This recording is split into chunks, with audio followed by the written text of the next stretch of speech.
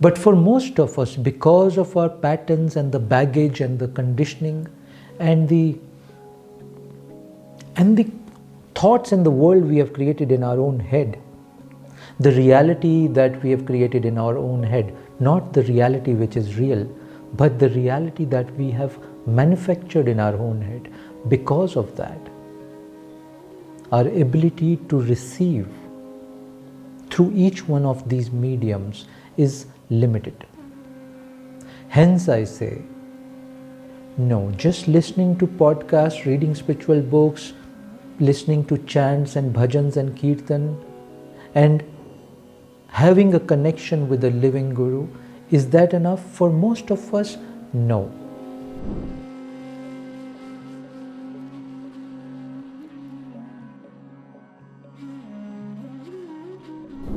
First of all, Rashmi, there is something inspiring you to be on this path. Presence of Mahadev you feel. First of all, please remember and know this in your heart. It's no less than a miracle, and it's a great blessing that in this life, with Mahadev's blessing, He is guiding you, He is trying to wake you up.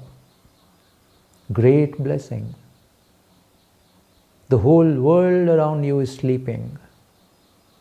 Sleeping in their desires, sleeping in their attachments, sleeping in their possessions, sleeping to hold on to something which they think is theirs. All drowned and sleeping in this avastha, in this state. Because of maybe your past karmas, your samskaras, and Mahadev's karuna, blessing and compassion, He is doing something to wake you up. Receive it with that bhav. First of all of you I'm saying. You're on the path. It's the greatest thing in life. There's nothing more beautiful, nothing more adventurous, nothing more joyful in life. If not today, some point in your life, you will realize this. And this itself will become your moment of awakening. Just this realization. It's no less than any moment of awakening. That a force is with me all the time. A force is guiding me through. Yes, today I do not know the force. I have given the force the name called Seva or Shakti or Ma or whatever name we've given to the force. But the fact is, the force is working with me and for me. Great blessing already. We start from here, Rashmi. Now you listen to podcast, you listen to bhajan, kirtan. Yes, throughout the day you can't stay, you're not able to stay in dhyana or remembrance. You feel with me, you feel that connection of a guru, shishya. Beautiful. Key question now. You ask, is this enough? And my answer is no. This is the starting point, Rashmi. This is, look at it this way, a door is opening. But door is not the end. Through podcast, through videos, through satsangs, through books, even this satsang that you are receiving right now. Is this enough? No. All of this is a starting point. For some of you, it is enough. Who are those some of you who are here fully emptied, who are receiving every word and every energy that's being transmitted right now, when you're listening to this, when you're seeing this? If you are able to receive this completely, this is enough. But it usually does not happen for most of us. For few of us, this will happen. This is happening. But for most of us, because of our patterns and the baggage and the conditioning and the thoughts and the world we have created in our own head, the reality that we have created in our own head, not the reality which is real, but the reality that we have manufactured in our own head, because of that, our ability to receive through each one of these mediums is limited. Hence I say, no, just listening to podcasts, reading spiritual books, listening to chants and bhajans and kirtan, and having a connection with the living Guru, is that enough for most of us? No. Let me also explain now, which I have shared in many satsang. You see, there are 5 fires. You know, the physical fire also, it's got different qualities of flames inside it. It's not one fire. It's a combination of multiple flames coming together. That makes it the fire.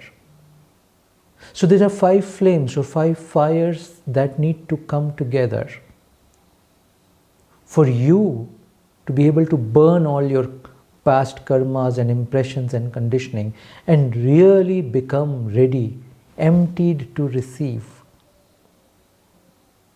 These 5 fires are.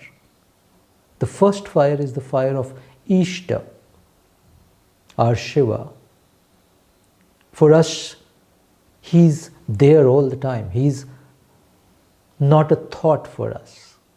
He's just not a Shiva Linga for us. He is.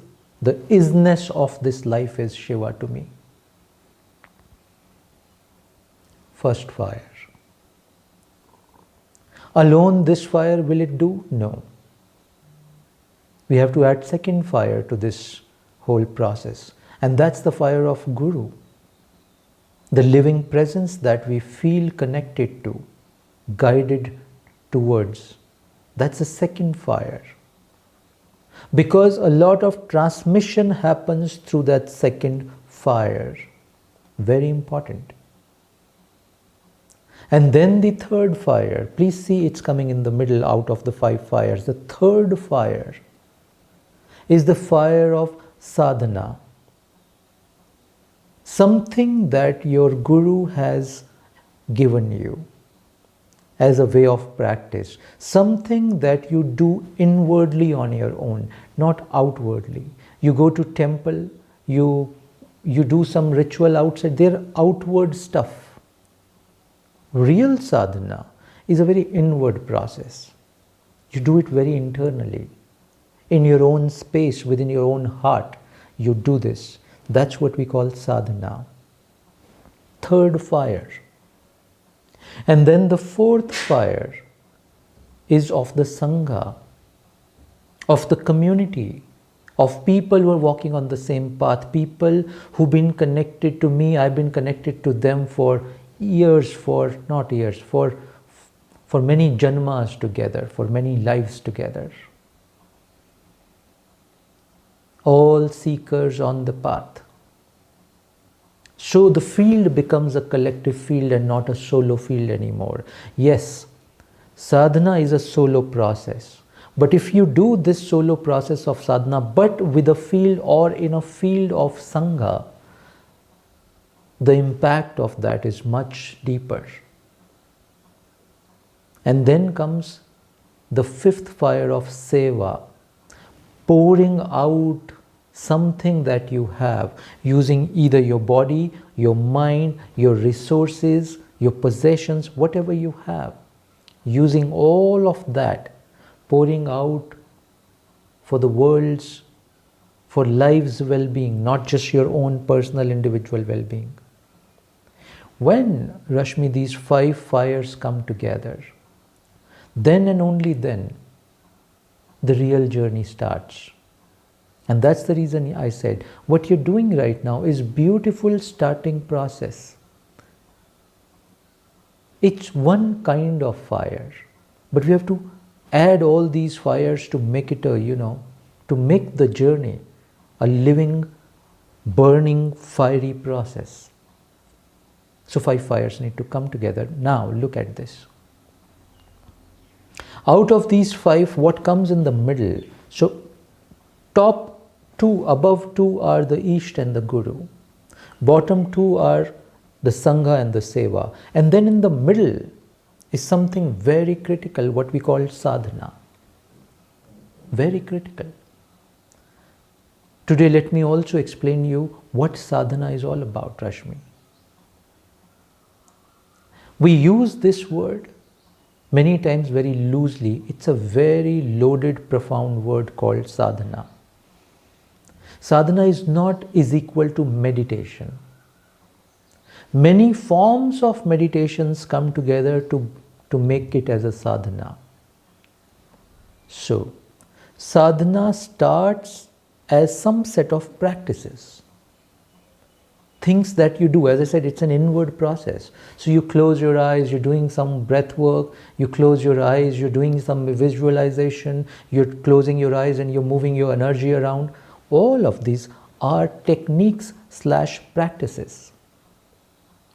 And you do them for a certain period of time every day. Shiva gave 112 techniques of these practices to Devi, to Adi Shakti. We call it Vijnana Bhairav Tantra. Each one of that is a practice, is a kriya, is a technique, is a tool. But none of it is a sadhana in itself, because for a sadhak, for a seeker on a spiritual path, whole life is sadhana. Your relationships are sadhana, your work, your profession, your job is sadhana, everything is sadhana. It's a big thing. Now within that, certain practices we need to have to channelize our energy, to clean our system, to make the system ready, sharp, focused. Now without that, we can't progress much. So there is a use of these techniques. Since ancient times, we've been using techniques. We call them meditations. But as I said, meditation is not sadhana. So what you do in sadhana, stage 1, you take a technique, a certain process, a certain practice from the Guru. Then for a couple of months / years, you perfect that practice. Listen to this carefully. You perfect the practice. But that's not the goal in itself. That's one part of it. And slowly you will see the practice will start to perfect you. So sadhana is perfecting this.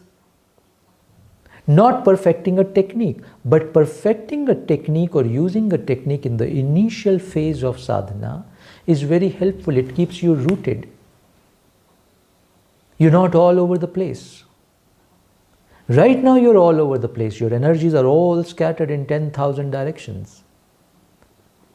So at least that 30 minutes a day, that 1 hour a day, you collect yourself using this technique of sadhana. And you enter into sadhana then, using this technique. And slowly you build more techniques to that. So for an example, just before Mahashivratri, I gave you all a practice, a technique, a meditation technique. We called it Panchakshari Nada Sadhana. Lot of sadhaks who've been doing it, they're seeing profound impact. They still continue to do this because what it is really doing, every day you do it for 30 minutes, 20 minutes. It collects all the scattered thoughts and energies and it brings you here. It's doing something at the brain level also. All the scattered parts of the brain, it's synchronizing all of that. Because you cannot do deeper work unless your life forces are synchronized. I'm using the word life forces are synchronized. Not life force is stuck in the physical body somewhere, some things are blocked somewhere, some thoughts are scattered somewhere, breath is very shallow. No, no, no. We've got to synchronize all of this. And it's not a task.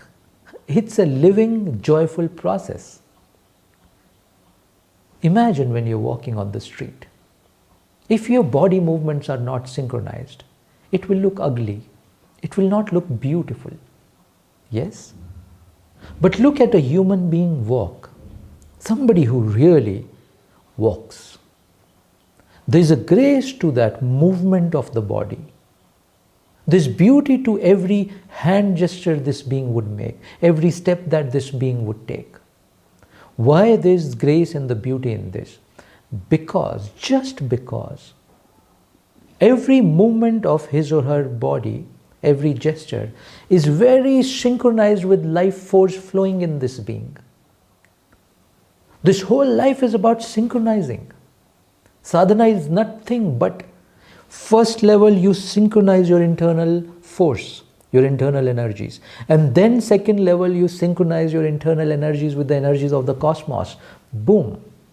You are the Buddha now. That's all we need to do.